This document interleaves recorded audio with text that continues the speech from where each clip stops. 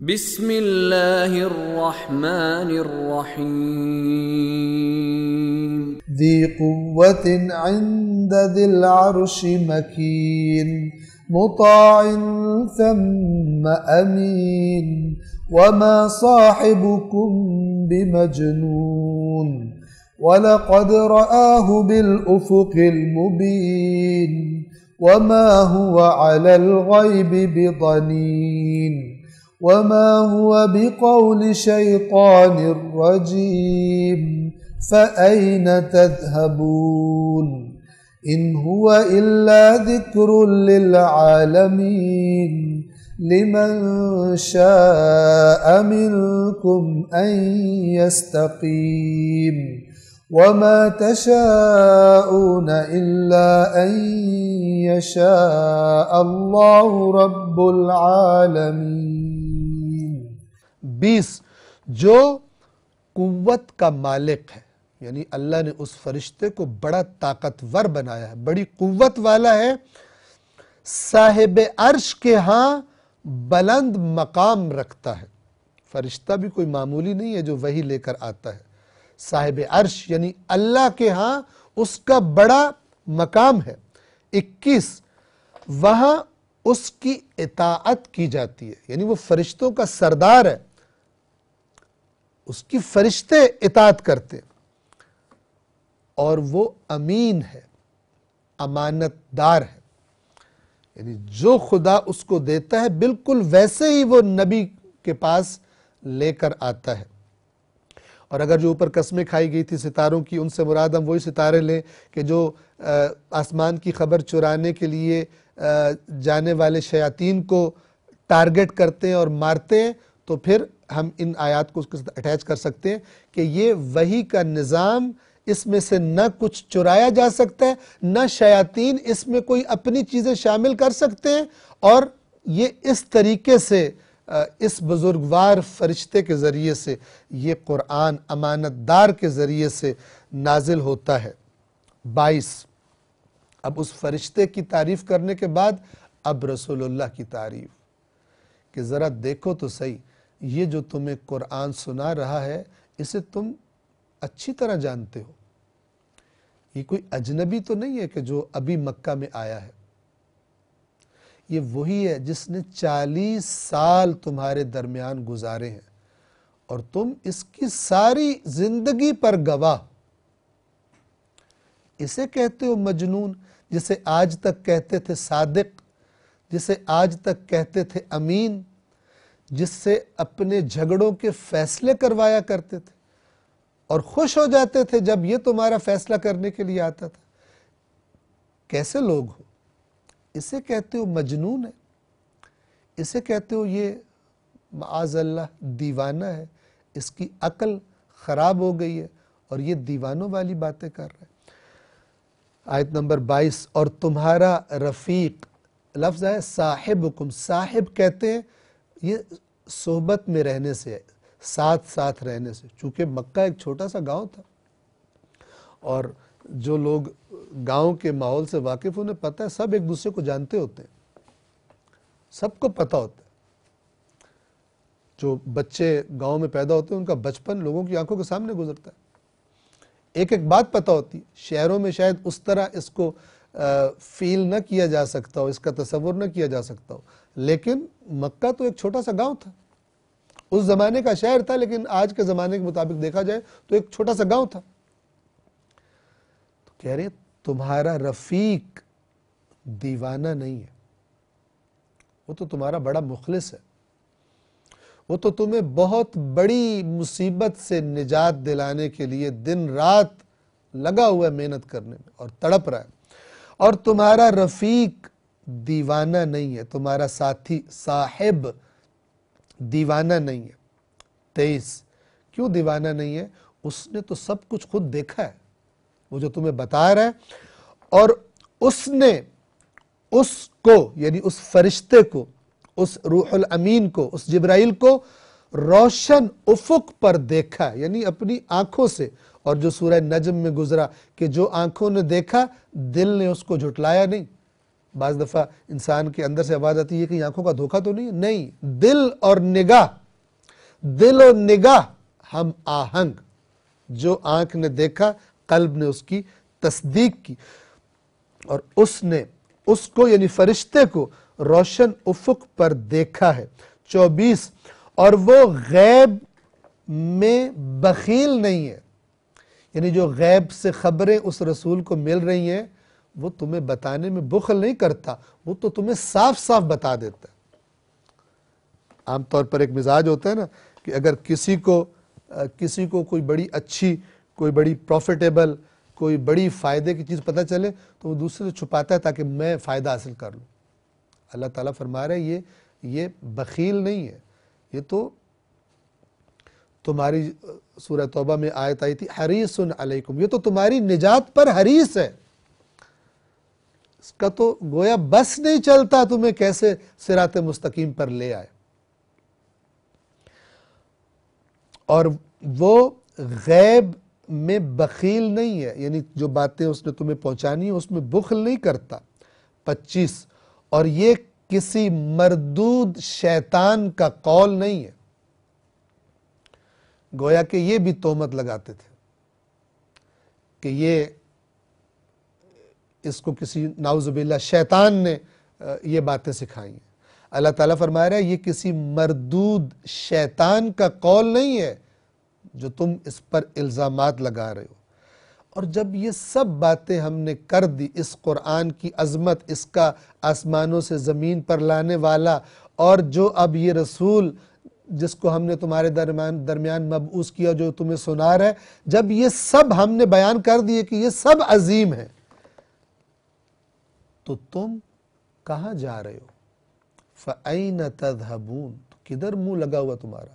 جہنم کی طرف، اس سے منہ پھیرتے ہو، یعنی جنت سے منہ پھیرنے پر تلے ہو اور جہنم کی طرف سرپٹ دوڑے جا رہے ہو، ایسے عمل کر رہے ہو جو سیدھے تمہیں جہنم کے گڑھے میں پھینکیں گے۔ فَأَيْنَ تَذْهَبُونَ، تو تم کہاں جا رہے ہو؟ ایک ہمارے بڑے پیارے دوست تھے اور ہیں، قم میں جب ہم پڑھا کرتے تھے تو بعض اوقات مباحثہ کرنے کے لیے اپنے درسوں کا ان کے گھر جایا کرتے تھے۔ تو جب ہم ان کے گھر سے نکلنے لگتے تھے، جو ان کا دروازہ تھا، یعنی باہر نکلنے والا جو دروازہ تھا، گھر سے باہر نکلنے والا، اس پر اندر کی سائڈ انہوں نے ایک پوسٹر پر، ایک کاغذ پر یہ اپنے ہاتھ سے لکھ کے لگایا ہوا تھا فَأَيْنَ تَذْهَبُونَ، قرآن کی یہ آیت نمبر 26 سورۃ التکویر کی، کہ جب بھی گھر سے نکلنے والا بندہ گھر سے نکلنے لگے تو دروازے پر اس کو پڑھے، کیا لکھا ہوگا؟ تم کہاں جا رہے ہو؟ اور اسے پتہ ہے یہ قرآن کی آیت ہے، یعنی گھر سے نکلنے سے پہلے اللہ کو اس سوال کا جواب دے کر جاؤ کہ یہ جو گھر سے نکل رہے ہو کہاں جا رہے ہو؟ فَأَيْنَ تَذْهَبُونَ۔ ہم بھی یہ کام کر سکتے ہیں، اپنے بچوں کو اس کی عادت ڈالیں، گھر میں اپنے گھر کی ڈیکوریشن کے مطابق کر لیں، اس کی شان کے مطابق کر لیں، کوئی اچھا سا پرنٹ کروا کر، تصویر مثلا خطاطی کروا کر ایک اچھے سے فریم میں ایسی جگہ لگا دیں کہ گھر سے باہر جانے والا اس کو دیکھے، اور بچوں کی تربیت کریں کہ اس سوال کا جواب دے کے اللہ کو گھر سے نکلنا ہے، کہاں جا رہے ہو؟ کیسا اثر ہوتا ہے اس کا؟ عمل کیے بغیر معلوم نہیں ہوتا۔ اللہ کو بتا کے جائیں گے میں حرام کام کرنے جا رہا ہوں، میں دوستوں کے ساتھ کسی گناہ کی محفل کو اٹینڈ کرنے جا رہا ہوں، میں کسی ناچ گانے رقص کی محفل میں جا رہا ہوں، میں کوئی اللہ حرام کام کرنے کے لیے جا رہا ہوں۔ فَأَيْنَ تَذْهَبُونَ، یہ قرآن مجید تو اگر کوئی چاہے تو اسی دنیا میں اس کو بہت کچھ دکھا دیتا ہے، بہت کچھ بتا دیتا ہے۔ فَأَيْنَ تَذْهَبُونَ، تو تم کہاں جا رہے ہو؟ 27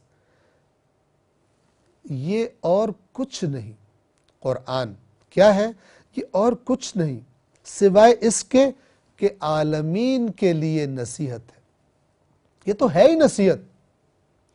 ابھی آج کل ہم نے اور بہت کچھ استعمالات بنا لی ہیں قرآن کے، وہ نہیں ملتا جو اللہ تعالیٰ کہہ رہے، یہ تو ہے ہی یہی۔ ان ہوا، نہیں ہے یہ قرآن، الا، سوائے اس کے کہ کیا ہے، ذکر للعالمین، یاد دہانی ہے، ہدایت ہے، نصیحت ہے، للعالمین، عالمین کے لیے، یعنی تا قیامت جتنے آئیں گے سب کے لیے یہ نصیحت ہے۔ اب اس سے نصیحت نہیں لیتے، باقی پتہ نہیں کیا کیا پاپڑ بیلتے ہیں، باقی پتہ نہیں کیا کیا اس کے تعویذ گنڈے اور اس کے الٹا پڑھنا اور سیدھا پڑھنا اور زعفران اور عرق گلاب سے لکھنا اور فلان کرنا۔ اللہ تعالیٰ کہہ رہے یہ اور کچھ نہیں، یہ نصیحت ہے۔ مہجوریت قرآن، خود قرآن کی آیات گواہی دے رہی، ان آیات کو پڑھیں اور پھر قرآن کے ساتھ اپنا رویہ دیکھیں، پتہ چل جائے گا رسول اللہ قیامت کے دن کن چیزوں کی شکایت کرنے والے۔ ان ہوا الا ذکر للعالمین، یہ انہوں نے ترجمہ اس طرح کیا ہے، یہ تو سارے عالمین کے لیے بس صرف نصیحت ہے۔ کہاں ہے نصیحت لینے والے؟ فہل من مدکر، ہے کوئی اس نصیحت کو لینے والا؟ آج نصیحت لینے والے نہیں ہیں، اور اللہ تعالیٰ کی یہ آواز بلند ہے قرآن کی، فہل من مدکر، ہم نے آسان کر دیا اس قرآن کو نصیحت لینے کے لیے، ہے کوئی نصیحت لینے والا؟ آج اللہ پکار رہا ہے اور نصیحت لینے والے دنیا میں مست ہیں، اور کل ہر کوئی چاہے گا ایک موقع دے دے ہم واپس جا کے ٹھیک کام کریں گے، وہاں اب خداوند عالم دوبارہ موقع نہیں دے گا۔ واضح اور شفاف اور تبدیل نہ ہونے والا اٹل قرآن مجید، یہ تو سارے عالمین کے لیے بس نصیحت ہے۔ 28، کس کے لیے نصیحت ہے؟ توجہ کیجیے، کس کے لیے نصیحت ہے؟ تم میں سے اس کے لیے جو چاہے، تمہاری مرضی ہے۔ نصیحت تو یہ ہوتی ہے نا کہ مثلا آپ بچے کو بلاتے ہیں اور کہتے ہیں، مثال کے طور پہ بچہ بڑا ہو گیا، آپ اسے کہتے ہیں بیٹا میں آپ کو نصیحت ہی کر سکتا ہوں، اب میرا آپ پر اختیار تو نہیں ہے، یہ آپ کو نصیحت ہے، آپ کا جی چاہے تو اس پہ عمل کر کے آپ ٹھیک ہو جائے، اور آپ کا جی نہ چاہے تو نہ کرے۔ یہ الفاظ ہے، لمن شاء منکم ان یستقیم، اس کے لیے تم میں سے جو چاہے، کیا چاہے؟ ان یستقیم، یہ مستقیم سے ہے، ان یستقیم، اپنے آپ کو مستقیم کرنا چاہے، اپنے آپ کو سیدھا کرنا چاہے، یعنی جیسا اللہ چاہتا ہے، جو تم میں سے اپنے آپ کو ویسا بنانا چاہے، یہ قرآن اور کچھ نہیں، اس کے لیے نصیحت، تمام عالمین کے لیے، یعنی پیغام اعلان تو سب کے لیے کر دیا گیا ہے، لیکن فائدہ کسے دے گا؟ جو چاہے اپنے آپ کو سیدھا کرنا اس قرآن کے ذریعے سے۔ اور اگلی 29 نمبر جو آخری آیت ہے، اس میں ایک اور اللہ کی قدرت کی طرف بھی اشارہ کر دیا گیا، اور وہ قدرت کیا ہے؟ کہ یہ جو تمہارا اختیار ہے کہ تم چاہو تو مان لو ہماری بات، چاہو تو نہ مانو، یہ بھی نہ ہو تم میں اگر اللہ نہ چاہے تو۔ یہ اختیار بھی تمہارا اللہ کی مشیت ہے، وہ جب چاہے تم سے چھین سکتا ہے، لہٰذا جتنی مہلت ہے غنیمت جانو، تمہیں تو پتہ نہیں ہے کب خدا کی طرف سے فیصلہ آ جائے اور تمہاری مہلت تمام ہو جائے، یا تمہاری موت آ جائے، یا تمہاری عقل ہی زائل کر دی جائے اور تمہارا وہ اعمال والا اکاؤنٹ بند ہو جائے۔ ہو سکتا ہے موت نہ ہے لیکن تمہارا دماغ معاف ہو جائے کسی وجہ سے، اور اس کے بعد تمہارے وہی اعمال رہ جائیں جو تم پہلے کر چکے ہو اپنی عقل کی حالت۔ آیت نمبر 29، اور تم نہیں چاہ سکتے، وما تشاءون، اور تم نہیں چاہتے، یا ہم اس کا ترجمہ کریں تم نہیں چاہ سکتے، الا، مگر یہ کہ ان یشاء اللہ، اللہ چاہے، مگر یہ کہ اللہ چاہے۔ اب اس کا معنی جبر کا نہیں ہے کہ مثلا ایک انسان دوسرے کو گولی مار دے اور کہے قرآن میں لکھا ہے ہم نہیں چاہ سکتے، عدالت میں یہ بیان دے جا کر کہ جج صاحب میں نے گولی ماری ہے، قرآن کو آپ دیکھ لیں وہاں لکھا ہے کہ تم نہیں چاہ سکتے جب تک اللہ نہ چاہے، لہذا اللہ نے چاہا تو میں نے اسے گولی مار دی۔ کوئی قبول نہیں کیا جائے گا، نہ اس عدالت میں نہ اللہ کی عدالت میں۔ جبر نہیں ہے یہ آیت، جبر کا نہیں بتا رہی، یہ آیت یہ بتا رہی ہے کہ یہ تمہارا چاہنا نہ چاہنا یہ بھی اللہ کی عطا ہے تمہاری آزمائش کے لیے، کہ انشاءاللہ واضح ہے۔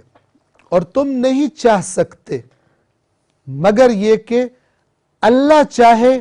کون؟ اللہ رب العالمین، جو عالمین کا پروردگار، پالنے والا ہے، رب ہے۔